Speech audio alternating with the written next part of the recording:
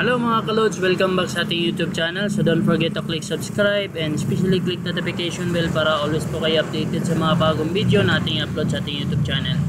So for this video po mga kalods ay tuturo ko po sa inyo kung paano po mag-install ng Windows.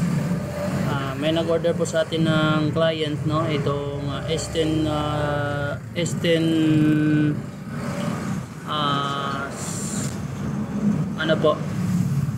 3, no? So bagong lahat, kailangan meron po tayong USB 8GB to up, no? So mas maganda 8 lang talaga, 8GB. So ngayon nandito na po yung flash drive po natin. Dito na po yung naka Windows 7 na. So ang gawin lang po natin dito mga kalods ay i-open lang natin itong USB formatter.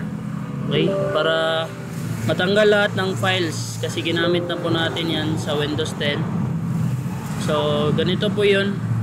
Wala ka nang gagalawin dito mga kalods, ay diretso mo na yan.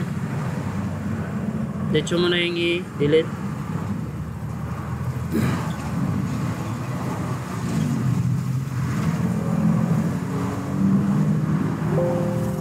Sa mga baguhan pala mga kalods, hindi po basta-basta makakuha ng license kasi po may mga license po ang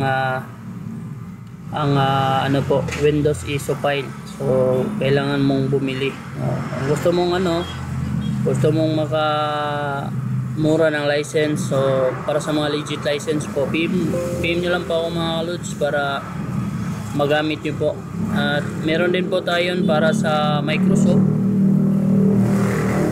Pasensya na, maingay yung background natin. So automatic na yan pag naka-ready na. Close na natin. So ito yung part 1 ng ating So ngayon open na po natin yung Rapus.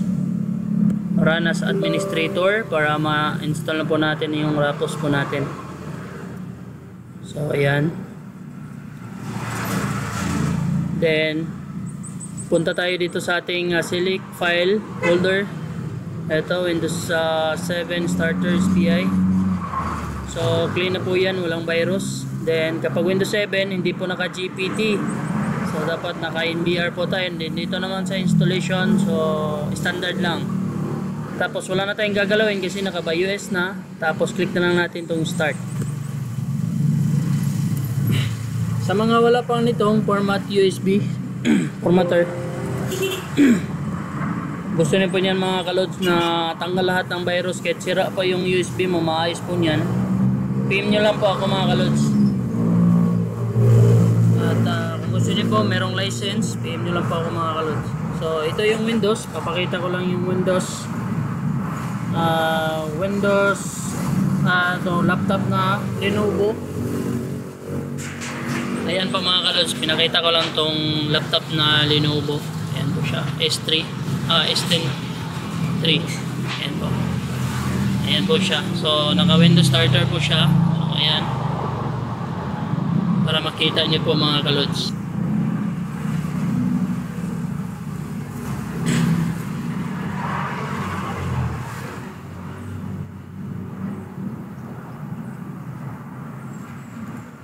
So hintayin na lang natin matapos yun mga kalod. Fast forward ko na lang po ito para matapos po itong part 1. So para sa mga beginner, mag-install ng ating USB.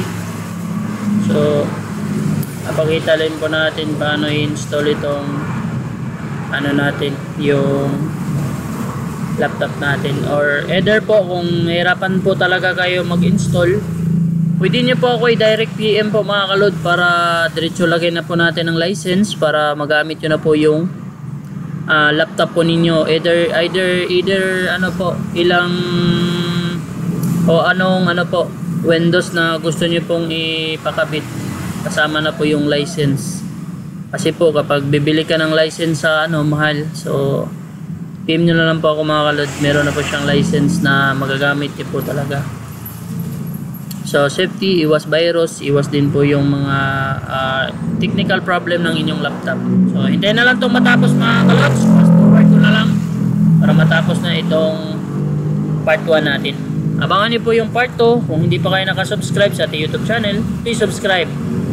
And isali mo na rin yung notification bell para always kayo updated sa mga bagong video natin i-upload dito sa ating YouTube channel, mga kalods.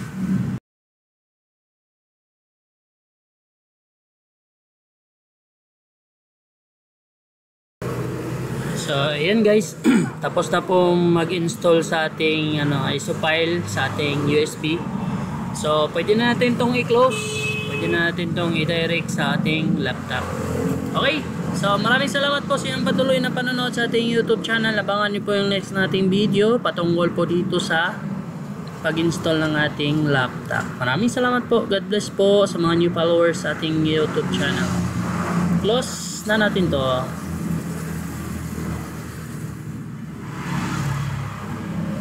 Tapos i-remove na. Windows 7.